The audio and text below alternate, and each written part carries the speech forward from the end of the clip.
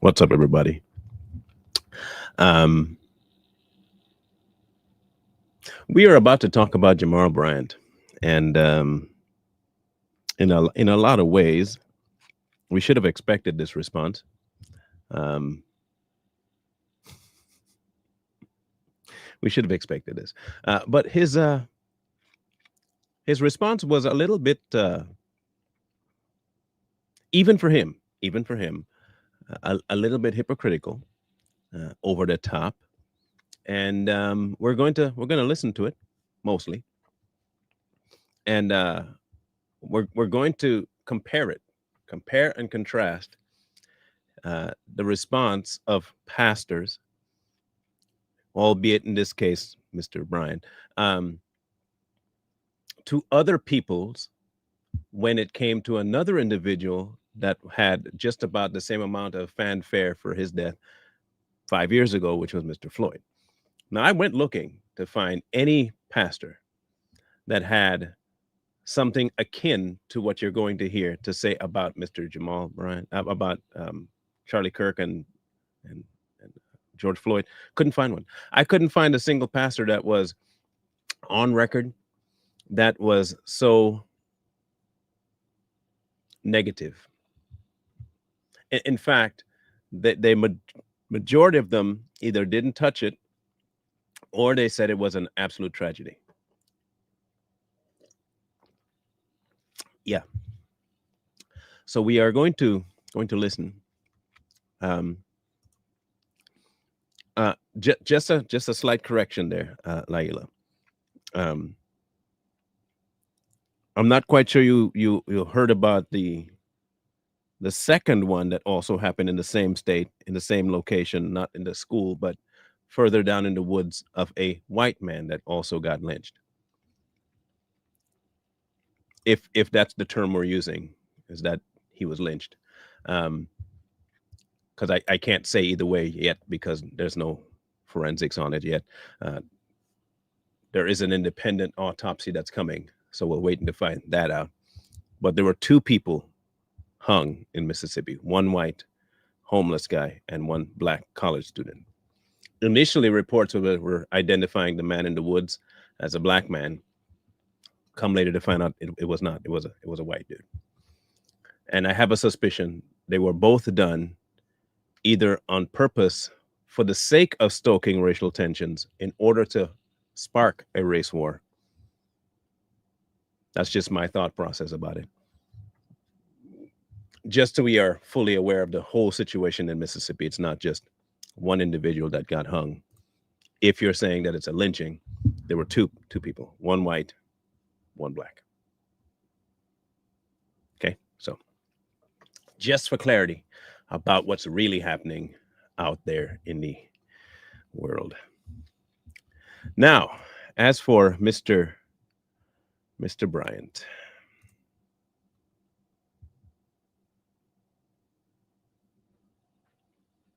yep, there we go. In their own communities, and they don't want it to happen to the people whose hands they're holding. But even in a tragic death, you cannot rewrite somebody's life. Oddly enough, Jamal, I really wish you had said that when Mr. Floyd had passed.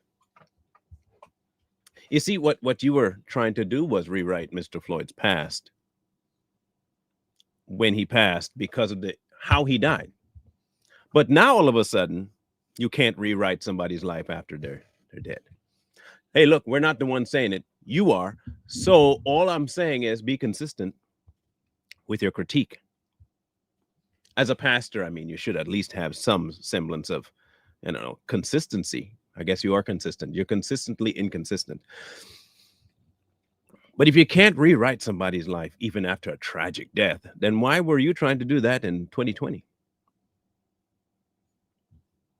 You know what I'm saying? If the activities of life have no bearing on your death, then why were you trying to have the death have bearing on their life? It's kind of backwards, don't you think? Just a tad bit. Okay. And I am all the more concerned about how America and the media is trying to remix a life of racism. A life of racism. A life of it. Hmm. Oh, that's right. I forget. Hear me. I totally forgot. If you are uh, a person that's white and you have black friends, but you don't agree with a certain type of black person, you're racist. Yeah. Heck, you could even be married to one, married to a black person and white. You're still racist if you don't agree with the agenda of the real black people. I only know this because I too am not a member of the real black people. I'm just a person that acts black sometimes, but more I'm white or want to be white, something like that. Especially when you talk about God and God, you don't put him God as a black man, then you're definitely a sinner for sure, sure. Yeah. And white supremacy that went forth unchecked. Unchecked. So what you're saying is that it finally got checked. Is that what you're espousing, Jamal? I want to make sure I get this completely right. You were hoping that the checking happened sooner.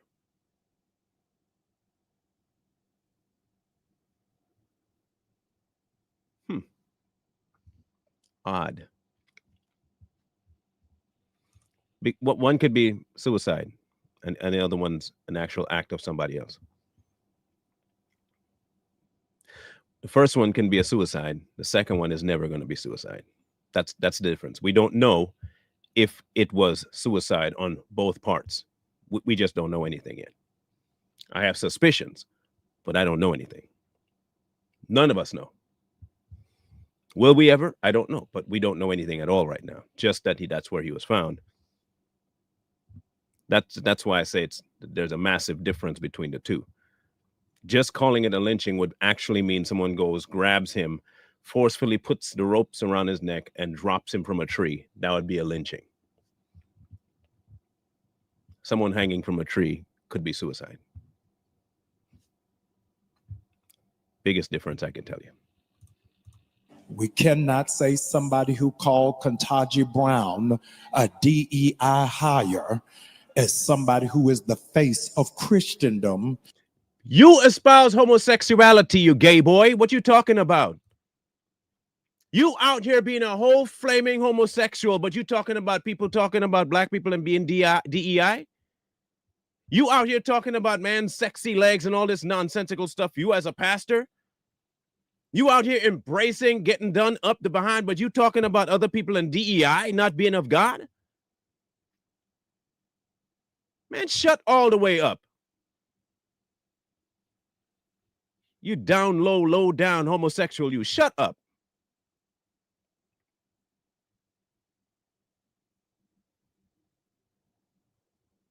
Y'all are the worst. You out here banging every female in your church. You get married to some hooker that looks like she walking the streets every night, calling herself a pastor, but yet still, and you want to go out there and talk about all kinds of men's sexy legs and embracing the homosexual lifestyle. And you want to be talked about as though you are a man of God. Shut up, Jamal.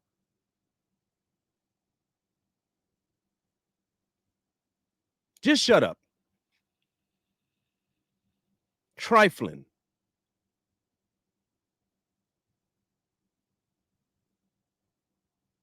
Talking about, oh, I got to find a whole new way to make people do weed in church.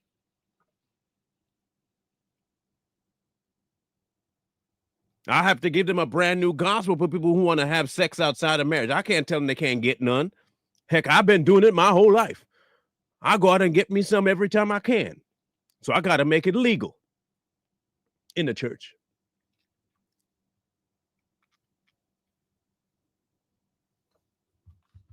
Freaking weirdo. When the person who said it dropped out of community college. You can And still made it better than you. He dropped out of community college and still made it better than you as a grifter. You grift with the Lord's name for funds. The one you say went to college, Katanji, couldn't even tell you what a woman was. She is a female and couldn't tell you what a woman was. Nah, she an idiot. She a dummy. She don't deserve the title she got. She's a clown. Straight up poser. Any person espousing that they are intelligent, talking about I'm a judge, and you can't describe what a woman is, you are retarded. Plain and simple, you're retarded. Because you bought into an agenda to make everybody neutral. And that's the side you go to, because you know why? Because you closeted too. You closeted too. You espouse the same agenda for one reason, so that when it's time to come out, you can come out happily. You're going to end up having a second wife and a brand new husband before the year 2027.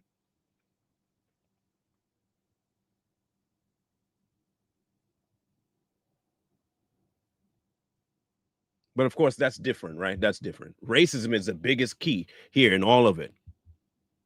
Unproven, but yeah, yours we can see because you say it. Not say that the Civil Rights Bill should not have been passed and black people were in a better place in the 1940s when they had segregation and did not have freedom. You cannot. I can. You know why? They had family. Just your information here, Mr. Bryant. Just give me a little tidbit of information here, since you seem to be lacking in historical context. The black family thrived from around 1820 to about 1950. After 1950, when the calls started to come in on a grand scale for the so-called freedoms and liberations and civil rights, the first thing to go was family. The people you pushed as leaders asked specifically from other groups to have the family neutralized.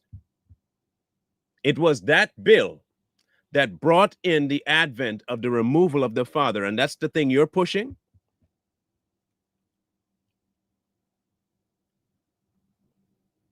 The black family was the epitome of thriving families. Do you realize that they made an entire civilization well-funded just the black family? And how do you destroy that? Get rid of the family. And what do you do? What's the best way to get rid of the family? Link all kinds of disgusting, nasty people with the black struggle.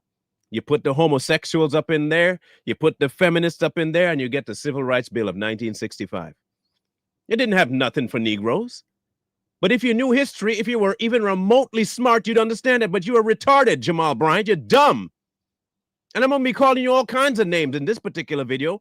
I will be going in on you. It's people like you that push stupidity on the black community and keep them in a spot where they cannot thrive. It's folks like you using the name of God to absolutely destroy black people. That's you. Lyndon Baines Johnson was an absolute unequivocated racist. You out here towing that line while calling Charlie Kirk a racist. You see how stupid you are?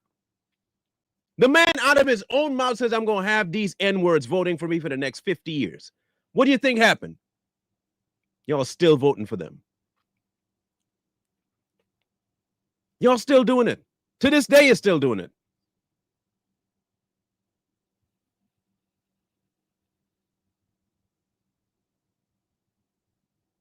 You advocate for the death of babies. You advocate for the cutting down of the family. You advocate for homosexuality. Everything that destroys the black family, you advocate for. You push single motherhood. Not a single thing you preach has anything to do with the upliftment of the black community. You would have been one of those Negroes that would have happily sucked at the teat of Margaret Sanger.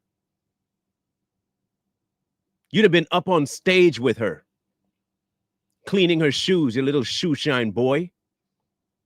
That would have been you. You would have been one that went to the group to meet to be indoctrinated by Margaret Sanger in order to kill black babies in the womb. You want to see the end of the black community. You want them dead. Otherwise, you wouldn't espouse the kinds of crap that you're espousing. But you call yourself a pastor. You are a pastor. You, the one that promotes the very thing that God calls great. You are destroying the very description of God's body, and you're happy about it. Say in no uncertain terms that George Floyd was a thug and Martin Luther King Jr. is not deserving of a holiday. George Floyd was a thug. I thought you couldn't rewrite somebody's life. I thought you opened your whole sermon with you can't rewrite somebody's life after death.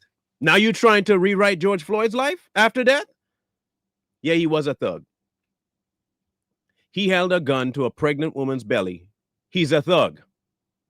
His entire life was filled with criminal activity. He's a thug. We going equal, right? Charlie Kirk was a racist. George Floyd was a thug. A violent thug. A violent, drug-addicted thug. That's what he was. He was a drug addict, fentanyl-addicted thug. Can't change your life after your death, regardless of how tragic. You can't rewrite history just because you die in a certain way, right, Jamal? And those are your words, not mine. I'm just using your level of description, not mine.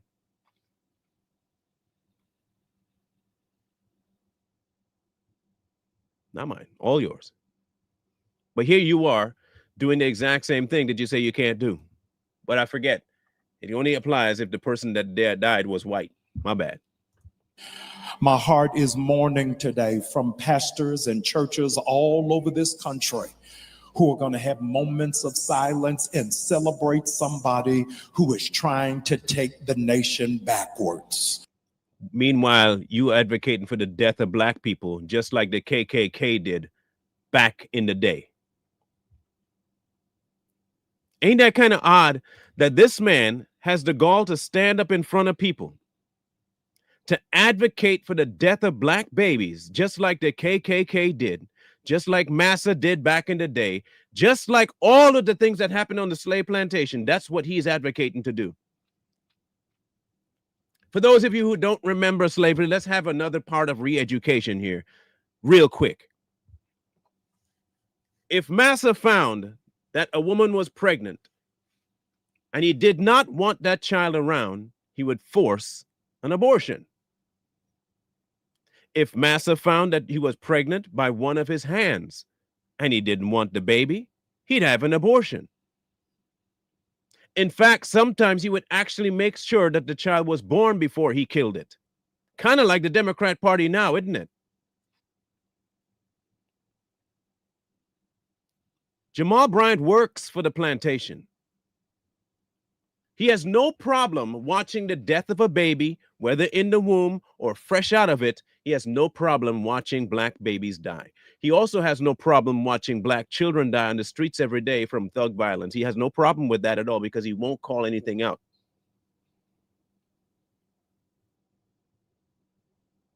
He's too busy talking about white people to focus on the fact that his people are dying because he is actually pushing for their death. Jamaal Bryant wants to see the end of black people overall. I want this to be said right here and right now. Jamaal Bryant has no concern for black people. He wants y'all to make the worst possible decision for your life in order to destroy your future. That's what he wants. And he wants it while you pay him. While he's promising you money, money's going to come your way, but you got to give me that money first. And I'll talk to you about racism and acism and schism, and how people don't like the homosexual community and how we must embrace them and love them because I'll be coming out the closet soon. You got to love them and bring them in. All of the things he espouses destroys family, and family is the number one producer of people.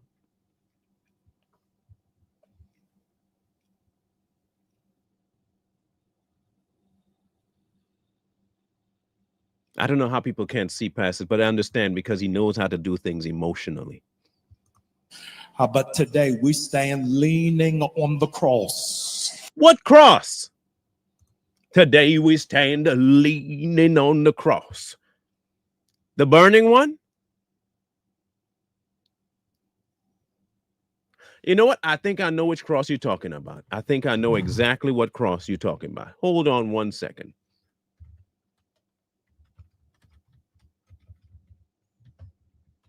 I think I know. I'll show you all the cross that Jamaal Bryant leans on. Just give me 1 second here. I'm going to show you all that cross real quick.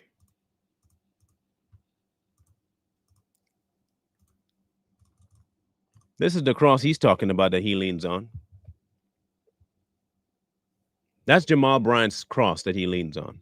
That's the same cross he's also asking black people to lean on. That right there. That is Jamaal Bryant's cross.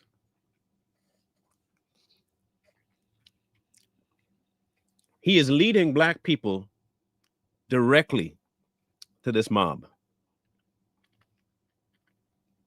He works for them. He works for them. He, amongst many others of these so-called black preachers and leaders that espouse the name of God, they do not care. They only care that you hate white people as much as they hate white people, but they don't actually hate white people. Let's get this understood. They don't hate white people. They'll gladly take white people money. They'll gladly take white people laws. They will gladly associate with all the racist white people. They have no problem associating with racist white people, because racist white people for them have money. They got money. And what does Jamaal Bryant love more than anything else, aside from gay men? Money.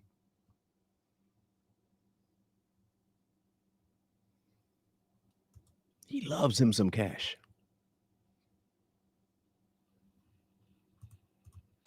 Because I want you to hear it from your pastor, the cross is higher than the flag. But you, hear me out, Jamal. Don't you raise the homosexual flag all the time in the church? But the cross is higher than the flag.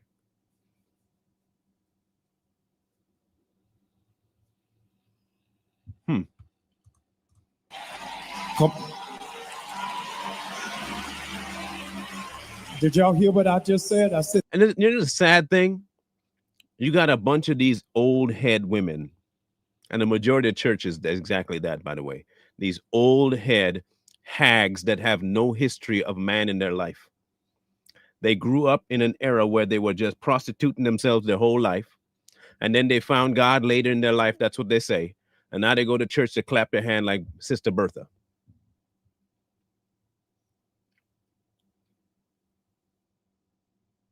That's what the majority of his church is.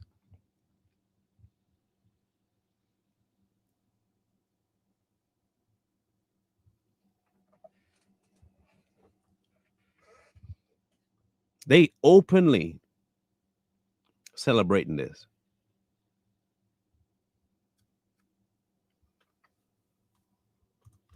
the cross is higher than the flag.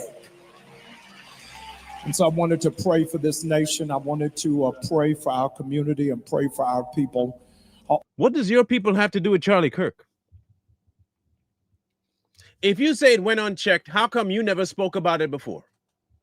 If it went unchecked and you knew about it, Long before now, why have you never confronted Charlie? You're a preacher, right? You're a master. You're king and commander. How come it is that you, not one time, tried to confront Charlie Kirk? Explain that to me. I just want to know, how come you never did it? You don't back down from nobody, right? Charlie's been talking for a long time. Charlie has been out there talking all the stuff you say is so hateful for the last 6-7 years. So where were you? Unchecked, right? Why didn't you check him? Oh, maybe because none of the stuff that you say actually happened. All over this country because people are feeling emboldened to be racist. That they're feeling emboldened, like you? I agree. Just like you, being emboldened as a racist, working for racist, I agree with you. You're 100% right. You out here talking all kinds of mess. All kinds of mess.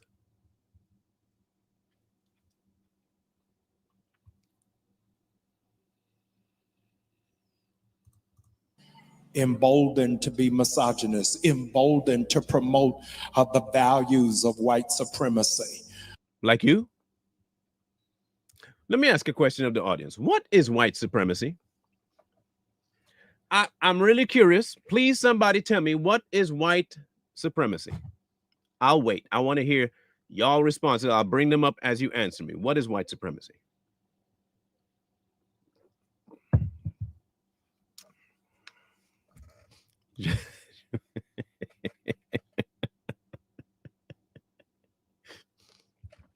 Well, that's 100% true. He is white supremacy. Yes. So what is white supremacy? Can anybody please tell me what is white supremacy? I'm so curious. I'll be looking for your responses. Please tell me, what is white supremacy?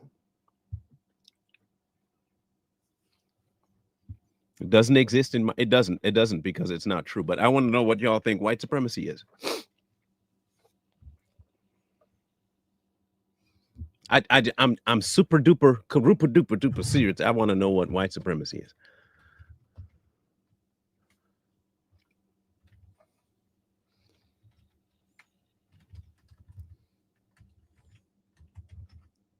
I'm gonna look this up real quick. So I want y'all to know what it is. White supremacy is a false belief that a man's color has power over them. Yes, sir. By the way, I'm going to be reading all the answers in my best white supremacist voice, by the way. Yeah, white supremacy is the belief that white people constitute a superior race. That's a dictionary. Ha ha. Yes, ma'am. White supremacy is indeed the belief that white people are superior to those of another race. The belief favors the maintenance and the defense of the power and privilege held by white folk. White supremacy has roots in the now discredited doctrine of scientific racism and was a key justification for European colonialism. So, in other words, white supremacy exists if you believe white folk are supreme. But if you don't believe white folks is supreme, then there is no such thing as white supremacy, is there? So obviously, Jamaal Bryant believes that white folk are supreme. This is how stupid these people are. And if you are a black person listening to this podcast, I am going to be calling you names if you believe white supremacy is a thing. And I don't care if you're offended. I really don't. If you think white supremacy exists, you are the reason why. If you believe white supremacy is really a thing, you are the reason why. You really think that a white person is better than you? And if you don't think so, then what is white supremacy? And why should I care what somebody else thinks about me? If they think it, they think it. It doesn't affect me. That's their thought process. They're obviously not, because I don't believe they are.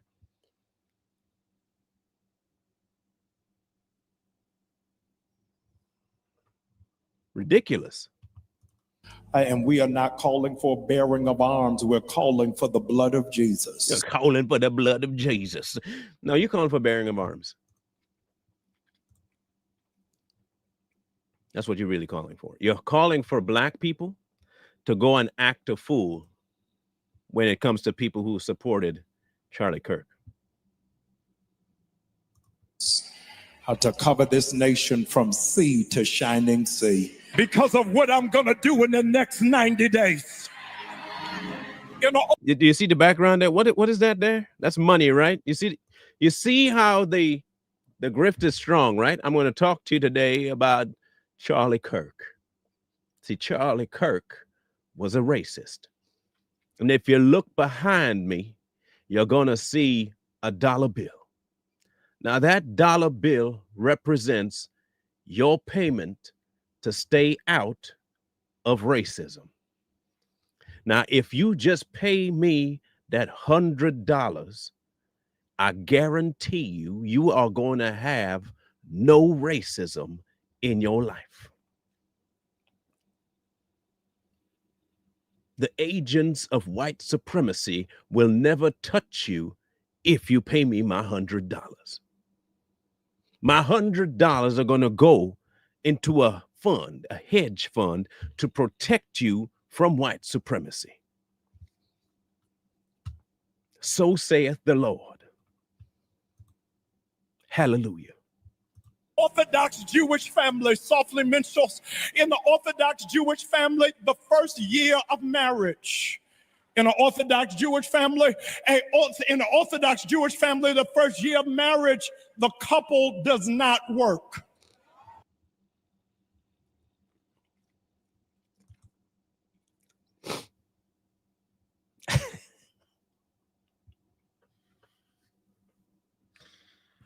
Oh, Lord. Okay, who could have, listen, who could have seen and foretold that the idea of Charlie Kirk and money would have followed?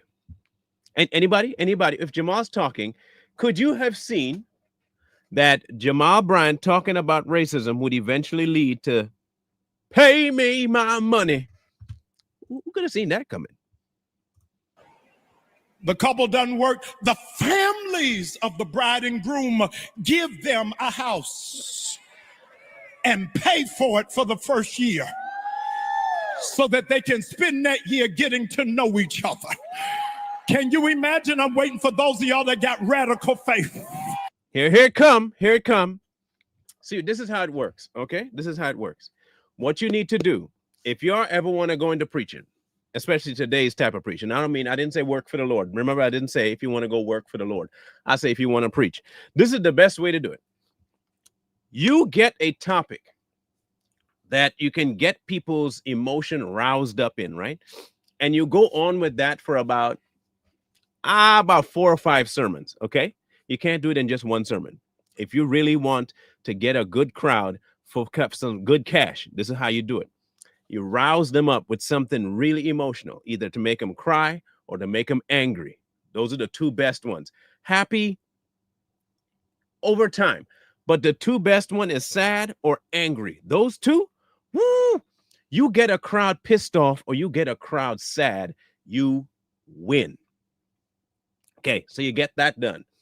And you ride that coattail for about 5 sermons. And at the end of that 5th sermon, you say this.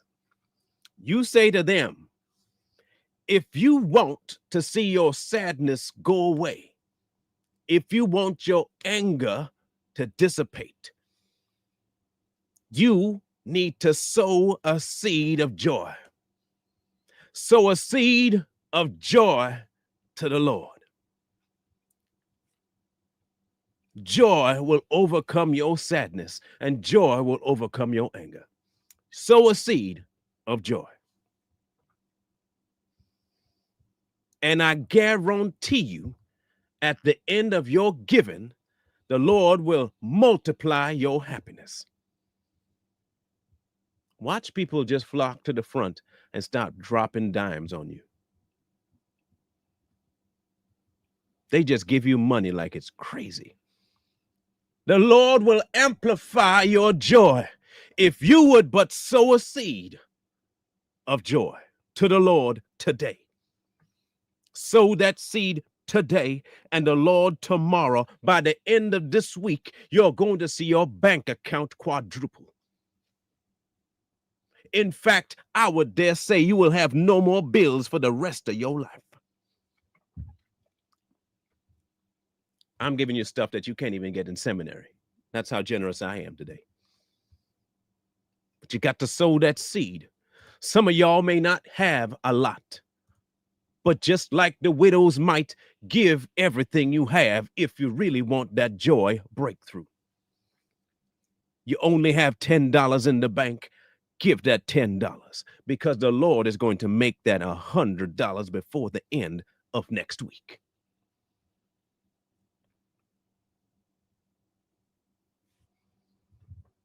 I'm just putting you on game. That when your children come of age, you're going to be able to gift your children with a piece of property. Y'all ain't got that kind of faith. Hallelujah. I believe by faith my children are never going to be anxious about where they're going to live. My daughter ain't going to have to compromise just to get a roof over her head. She ain't even got. What is up with these outfits too? Just okay, hear me out, people. Listen now, listen. What is going on with grandma in the gold? Look, y'all, look, I don't listen now. Come on now. Listen. What in the country song music out in the field is going on here? What in the brother? What the? Brother, come on now. Come on now, people. Come on now. You out here with your cowboy hat and your studs and rhinestone cowboy outfit. What is this grandma doing?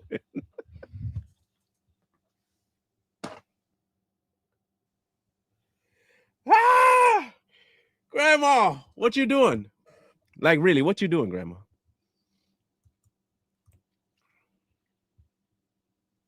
No.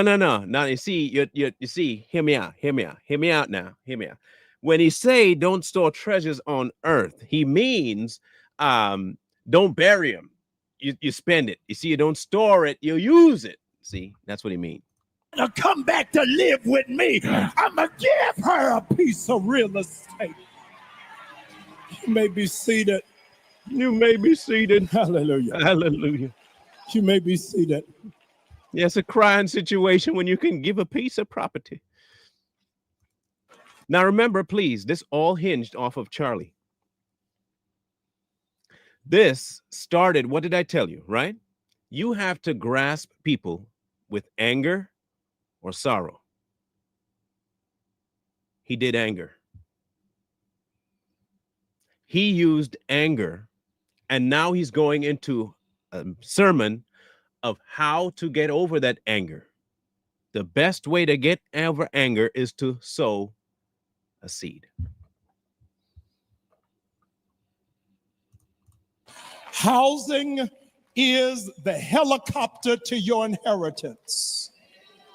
Housing is the helicopter to your inheritance. Housing is the helicopter to your inheritance. I don't remember reading that. Can somebody find me the verse, please? Probably it's in 1 Thessalonians chapter 1. Or let me see, what's another one? Another good book. 2 Fake You, chapter 2. The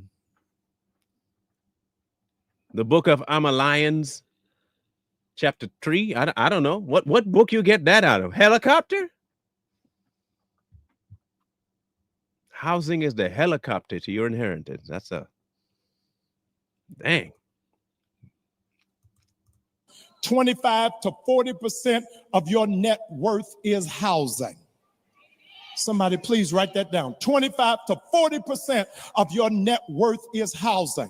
Part and parcel of the reason why it is that the net worth of black people is so low is because we own no property. I wonder whose fault that is. I wonder whose fault that is. They see you up on stage, Jamal, with your rings and your blings and your helicopters and your Gucci glasses and your nice fancy watches, and you're driving around in your Maybachs and all that stuff. You think you're teaching black people how to be well with money?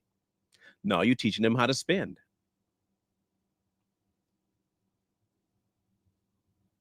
Ain't it kind of weird too that black people are the only ones that are trying to find a leader? And all the leaders that we seem to find always try to lead us down to some crap hole to give them money. Meanwhile, we over here struggling. And he living in a mansion, Al Sharpton, mansion.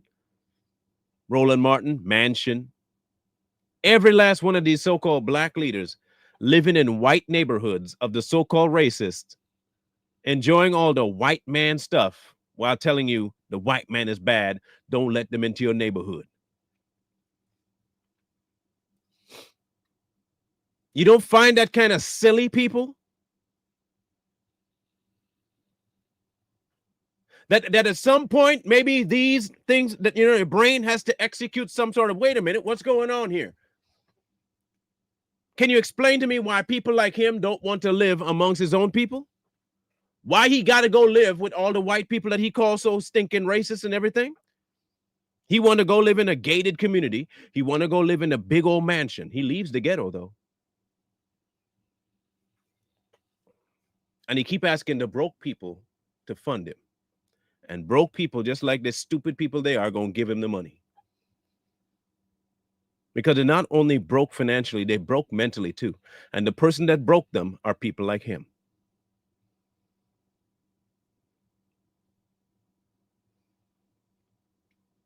People like him call themselves a pastor, broke these people to make them believe that they're going to get out of poverty if they would but give him their last cent.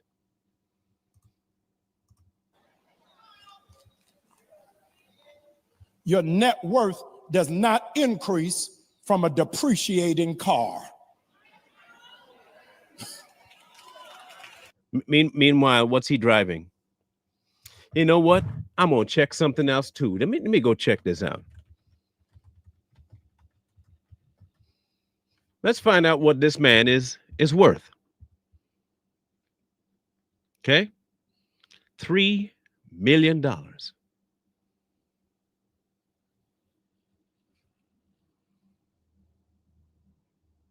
That is crazy.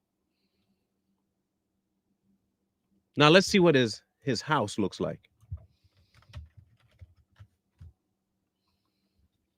He lives in a $1 million home.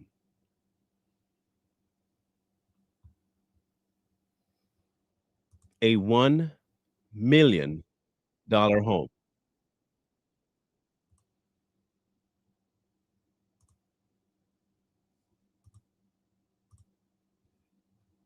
$1 million.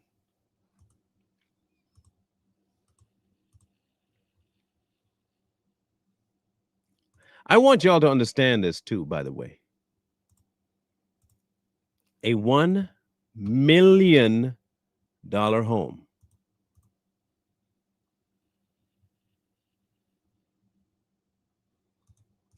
You look crazy spending money on a car note while paying rent.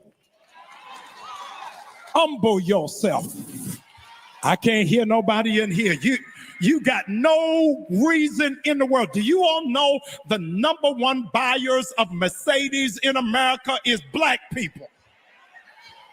Why he owns one, by the way. I bet you money that he owns one. We own more Mercedes-Benz than any other ethnicity in the nation. Why? Because we want to look good even when we got nowhere to drive it. Can you understand what's taking place here? I want you all to understand what's taking place. Remember, this is the exact same sermon that he started. This is the same one, right? About Charlie Kirk and racism and how it's ended now because he gone and it was left unchecked for far too long. That's where he started his sermon. And now it's gravitated to your money.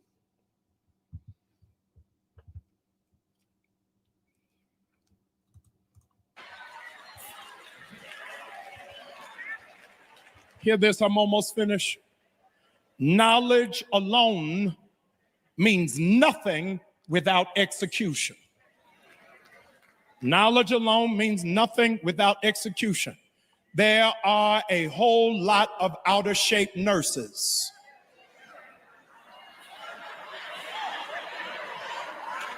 It just got quiet right through here. It's a whole lot of outer shape nurses. Just because you have the knowledge. Where did he state this? You see how these people are trying to persuade you that he's saying something positive, even a tragic that you cannot rewrite somebody. Let me go back to what he said before. He said, we are no stranger to political violence. We serve a Prince of Peace. Go back to here. What happened this weekend is inexcusable. We're better than that. Really?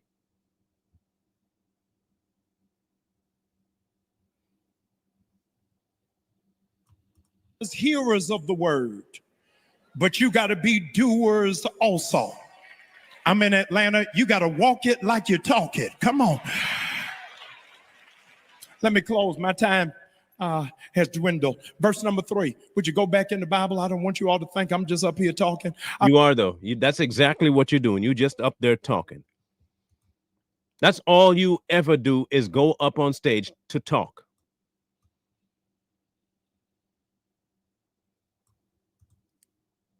Verbal diarrhea is all you have.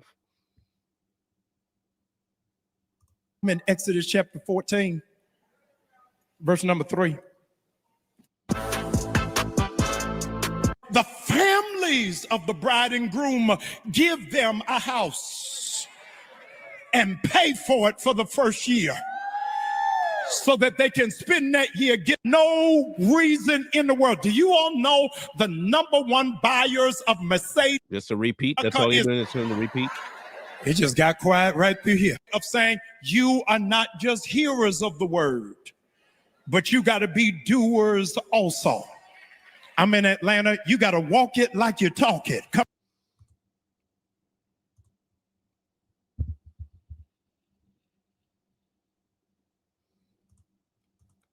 If it's one thing the death of Charlie Kirk definitely has brought to the surface, is the idea of grifting. This is his house, by the way. Just wait.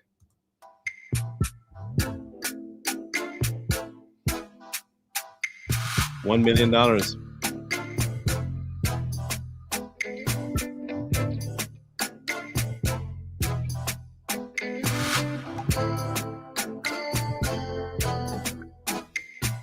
Walk it like you talk it, people.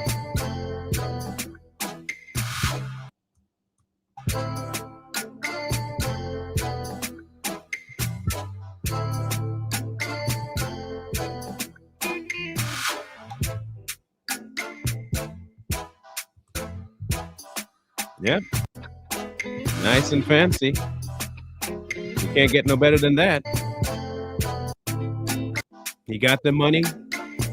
You got the pool table. You got everything you want in your house.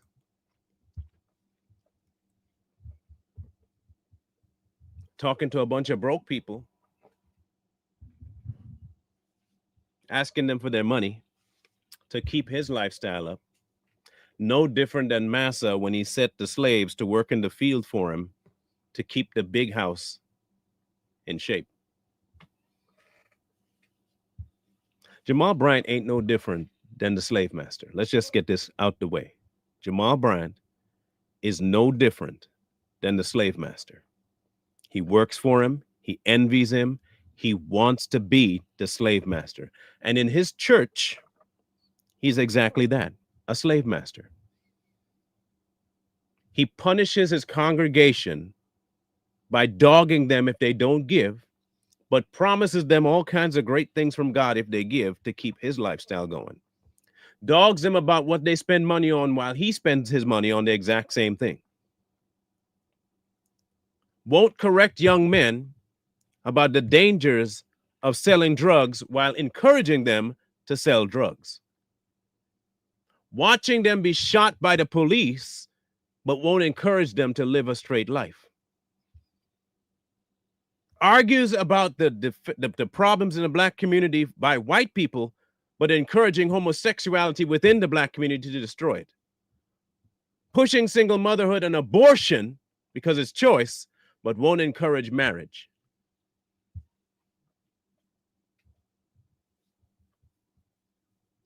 That's Jamaal Bryant.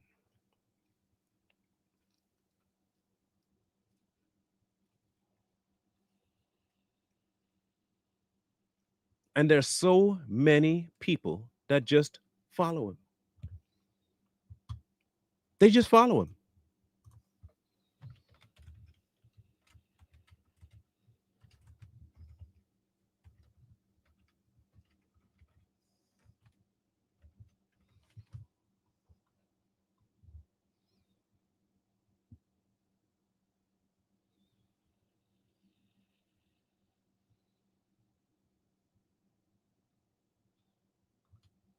I don't understand, but I do understand. I do.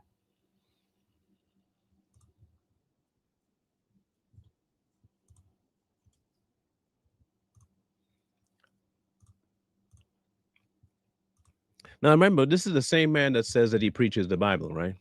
That's what he says. He preaches the Bible. This is him preaching his so-called Bible.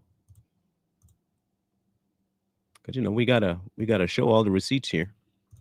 I had a Zoom with all of my singles just this week, is that for me to tell 16-year-olds to be celibate is one thing. A 37-year-old who's used to getting some, I need a different kind of gospel. I need a different kind of gospel to whores.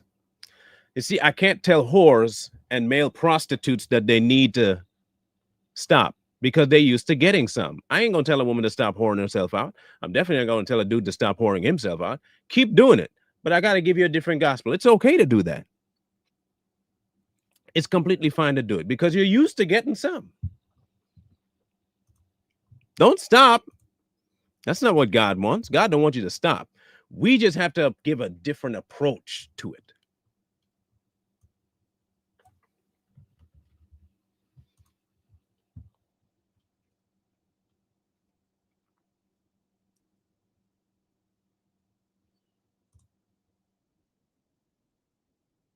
You know what I'm saying? Don't stop. Keep going, y'all. Do as much whoring as you want. Whore around because you know what? The Lord understands. The Lord fully understands you. Don't worry about it.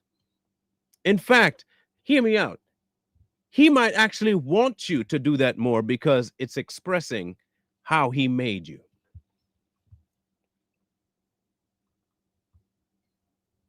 It's how God made you, people. Don't you want to please God? And since you want to please God, the best way to please God is to do what he created you to do. What did he create you to do? You know that this whole sex thing is something that he made. He wouldn't dog you because you like sex. He definitely won't dog you if you like same-sex marriages and all that stuff because he made you that way. That's Jamaal Bryant's idea. Pastor Jamaal Bryant says he's thinking about launching a cannabis business at his church. He's pastor of New Birth Missionary Church. During a recent interview on the Cool Soror podcast, he said the purpose would be to attract new members with a focus on Black men to help the church's membership. He also explained that another goal of starting the marijuana business would be to drive entrepreneurship in the Black community. Pastor Bryant did not, however, give a time frame for the project. Now, I want y'all to listen to me carefully. Please listen carefully. And this goes to every Negro that's going to come to this platform and want to talk sideways out of the side of your mouth, trying to defend this fool. Listen to me carefully. He regards you as nothing more than a dope head. He believes the only way you're going to listen to anything he has to say is to sell you weed. You are nothing but a smoking, crackhead, pothead fool, and the only way you can make it is to indulge in the same thing that would get you arrested in many places. That's the avenue he wants to give you for entrepreneurship.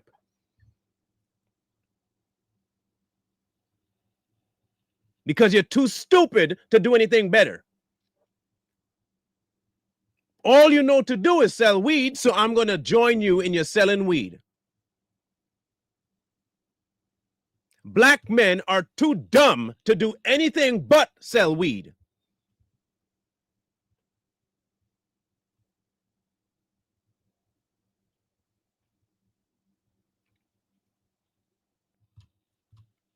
I told y'all this man is indeed the hand of the plantation massa.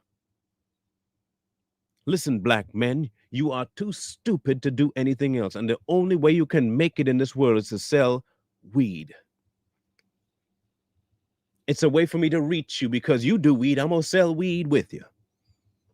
I'm going to put your future in jeopardy while lying to you that this is the way to make money. I want you to be a drug pusher. You're going to be my drug dealers. Above board, of course. Because in his mind, the black community is only worth two things: giving their money and indulging in debauchery. These are the things that Jamaal Bryant espouses while telling everybody that Charlie Kirk was the racist. I want y'all to see the actions versus the word, okay? DEI tells you that you can't get it any other reason other than your skin color. Charlie was against that. That's racist. Jamaal Bryant's telling you that your skin color should get you everywhere, but that's not racist.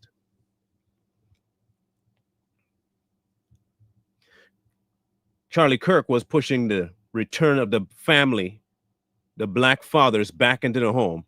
Jamaal Bryant is pushing for the removal of the black man from the home and pushing for the death of the black baby, but that's not racist. Charlie is definitely racist for wanting black fathers back in the home. Charlie was for the removal of the criteria that your skin color should be the very first thing people look at and not what you can do for them. Jamal wants you to look at your skin color first above everything else, but that's not racist. What Charlie said is racist. You want people to not look at you as a black person first, but all you ever hear from your black leaders is how you're a black person first. You don't want the world seeing a black person and judging you on that, but you only put forward that you are a black person and expect people to judge you on that. How stupid can you possibly be to follow this old bat?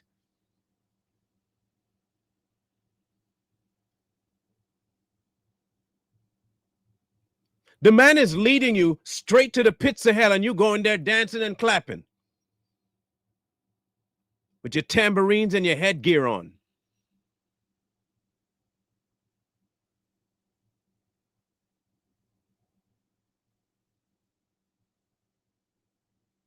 But because he say God every 5 seconds and hallelujah and praise Jesus, that must mean he must be an honest man of God. Because he uses all these soliloquies when it comes to the word, And he goes to a certain passage to tell you about it, and he sings songs his way through all of his conversations. He must mean me some real good. Because he talk so eloquently and he speaks so highfalutin, he must mean some good to me. And because he can breathe real deep and talk real stupid, it must mean that this man cares for me. No, he's a snake oil salesman. And he's lying to you in order to destroy you. The black family cannot thrive in homosexuality. The black family cannot thrive with the absence of the father, and the black family cannot thrive with the death of the unborn.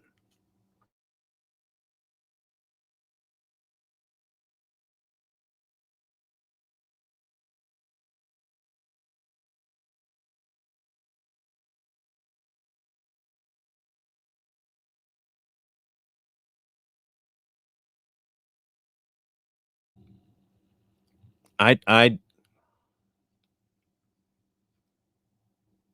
feel like it's beating a dead horse, but I'm gonna just keep doing it.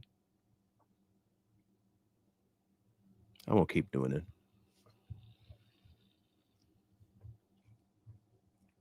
because this has to be said, and I don't mean it needs to be said in some kind of a light, calm, easy demeanor. No, no, I'm gonna say it the same way they say it, just as passionately, just as bluntly as they do it, the exact same way.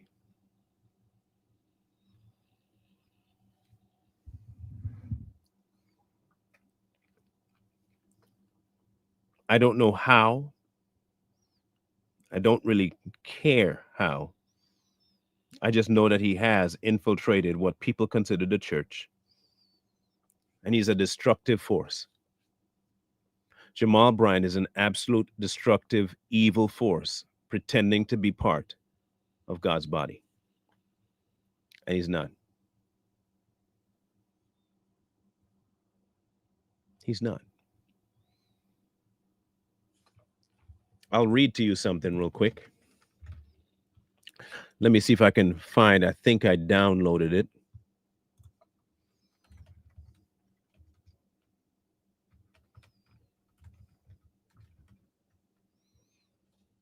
Let me see if I can get it here. Yeah, there it is. All right. I'm going to read this to you. And this is the epitome of Jamal Bryant. Y'all, you can tell me if I'm wrong.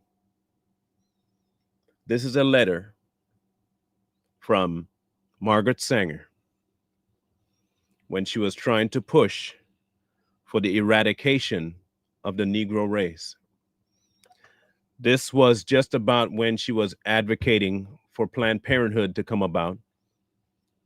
Okay? I want to make sure I give you guys the background here. I just want you to understand it. Because please remember that she doesn't just start the Planned Parenthood thing. She was one of the very first people to go with the whole women activism kind of nonsensical thing. Anti-marriage, anti-children, bringing children into the world was the greatest evil. That's this woman we're talking about. She already thought that people were having children, too many of them.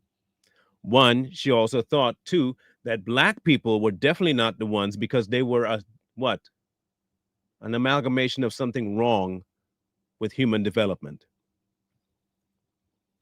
The same woman that advocated for the death of children thought black people was a horrific change in human mutation.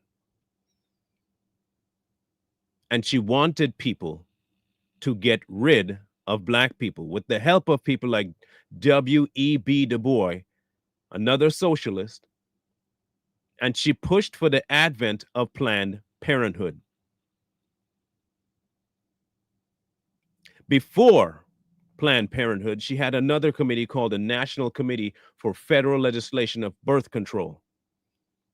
This was her entry into getting it accepted. All the while, she touted for the death of black people because they were bad for society. From the time that Planned Parenthood came around, it was placed in low-income black areas. Why? Because that was the people she was aiming to get rid of. And Jamaal Bryant is a proponent for abortion, and he loves to death Planned Parenthood. So I want to make sure I gave you that background. And this is what it says. There is only one thing that I would like to be in touch with, and that is the Negro Project of the South, which, if the execution of the details remain in Miss Rose's hands, my suggestion will be not confusing because she knows the way my mind works. Miss Rose sent me a copy of your letter on December 5th, and I wrote that you doubt it worthwhile to employ a full-time Negro physician. It seems to me, from my experience where I have been in North Carolina, Georgia, Tennessee, and Texas, that while the colored Negroes have great respect for white doctors, they can get closer to their own members and more or less lay their cards on the table, which means their ignorance, superstitions, and doubts.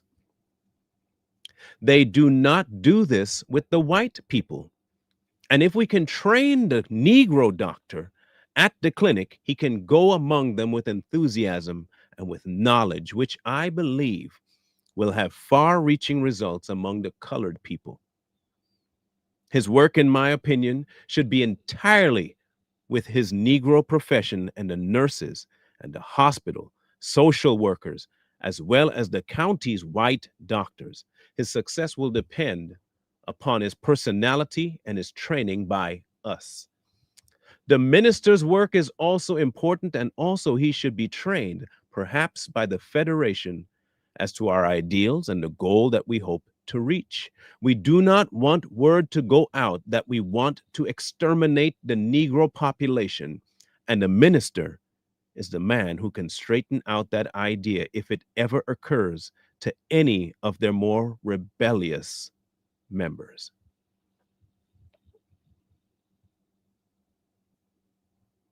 Any black person you hear on the side of Planned Parenthood is a genocidal maniac, and they do not possess God. Any pastor you hear advocating for Planned Parenthood is for the genocide of the black community. Anyone you hear pushing abortion started off with this idea of eradication of the Negro race.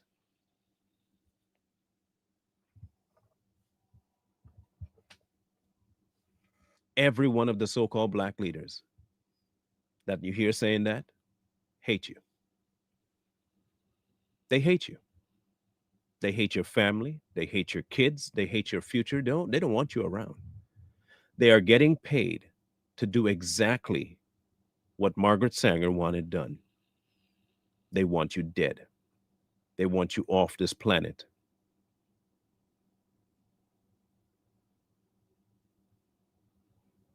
And now you hear this from the pulpit, but the problem is Charlie Kirk.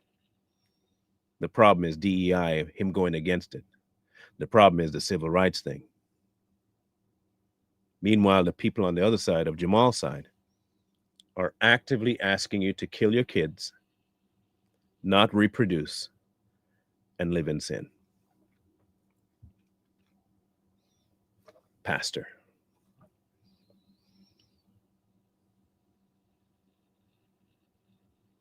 Pastor.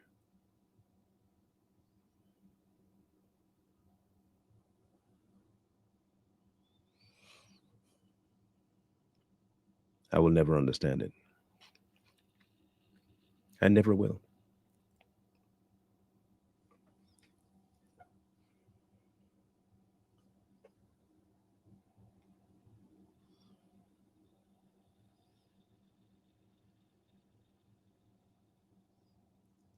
Jesus never advocated for abortion, never advocated for the death of people.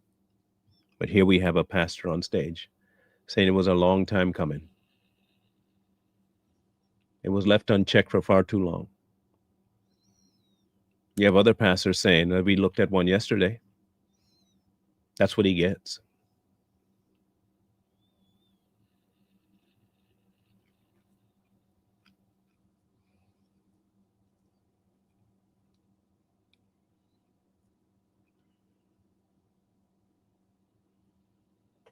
And there's so many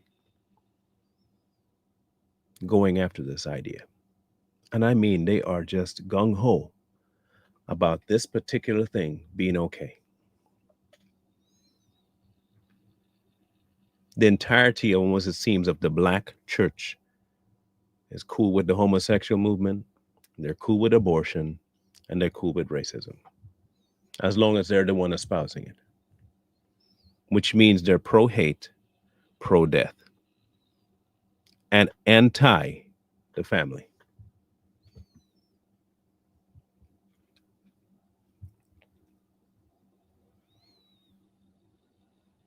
This is from a pulpit.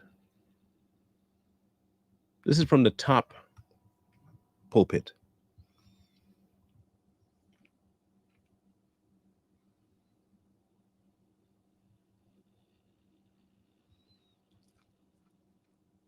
But hey, if y'all like the man, enjoy your time. Do what you got to do. Believe what you believe. Ain't nobody stopping you. But I don't want to hear not one of y'all gonna have an excuse. You're gonna be held to account for the crap that you follow and the things you do. You're gonna be held. You're not gonna be able to plead ignorance. You're not gonna be able to say you didn't know. You're not gonna be able to say, I wish somebody had told me, because he's already told you. Everyone will be without excuse. You ain't gonna be able to say nothing. You want to follow Jamaal Bryant to the gates of hell, have fun doing so. And he'll happily piper you all the way there.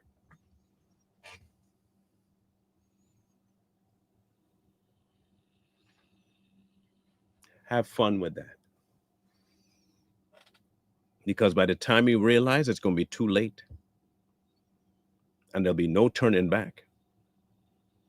It ain't no way you're going to escape what's coming once you get to that point.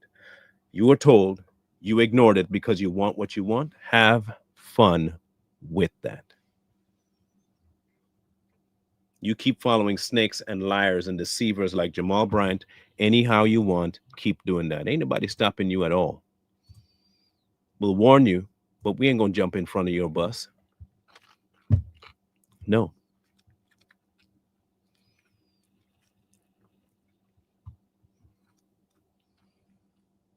Because you refuse to.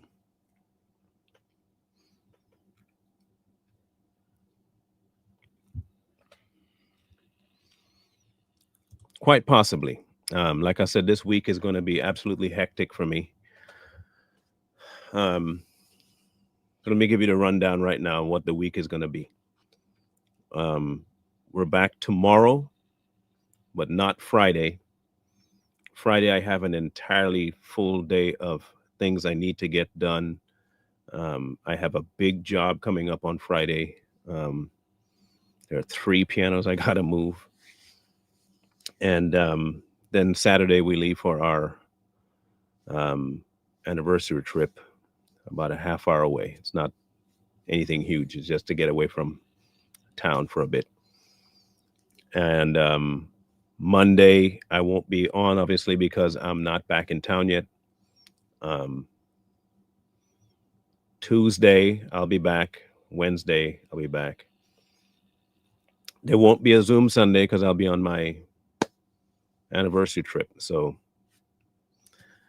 sorry.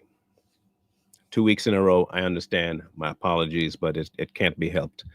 It simply can't. I have too much things I need to get doing, and I have a whole lot of responsibilities, and I have to put those first for now until I can get a little break in the action. The piano moves will end somewhere in the end of October, wintertime, there's no moving happening. So that'll be out the picture anymore. And then I'll be done with the big job I have with the installation of the moving of the radio station. That should be done too in the next couple of weeks. So I'll be back to having time again in the next couple of 3 weeks. Okay. I do apologize, but like I said, this particular thing can't really be helped. I have too many things that have requirements on them of being handled, and my job first is to take care of those. So I do love y'all still, though. If YouTube would do what their job is, which was to show my stuff to all the people that are subscribed, I wouldn't have a problem. I would not have one problem making ends meet here, but that's not what YouTube does. YouTube does not push my content out to even my own subscribers. So just to give you all a reference, there are 91 people in the room right now, compared to the fact that I have 12,160 subscribers. I want y'all to try and do a percentage, because I ain't good at math. Y'all do a percentage and you tell me how many people they're actually alerting that I'm live. Remember, 12,000 subscribers, 93 people.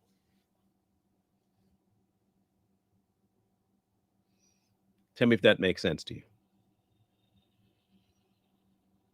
So if they had done their job and they did what they're supposed to do and not limit my content because they don't like God, I'd be okay. I could do this and not have to take another job anywhere else. But that's not the case. So got to do what it is. Congratulations. We're not nearly there yet. Not even remotely. We're just breaching 13. So it's 13 tumultuous and slow, but tumultuous. See? Minuscule. Super minuscule. And that's crazy to me. So if you don't mind, if you haven't yet, on the notification page, when you go to my page, if you go to my actual page, if you have not yet, there's a bell, that notification bell up the top right. If you're on your desktop, make sure that is clicked to where it's blacked out. If it's clicked to where it's blacked out, you'll get notification every time. Anytime I drop, anytime I post, anytime I go live, it'll tell you. All you have to do is make sure it's clicked to where the bell is black, not clear, not just hyphenated on the sides, but hyphenated and black. That way you get every notification. Okay? Okay. Anyway, scrolling at the bottom, you know what to do. I hope you all have a grand rest of your day. I'm going to go hit the grind mill now and get stuff moving. Don't forget, tomorrow is my last day for the week until Tuesday of next week. I do appreciate you all like you wouldn't believe. Wisdom calls to you from the streets. So please, please, please, please, please, for all that's holy, find wisdom. Peace. Hold tight the dreams, for if dreams die, rely on yourself in no way.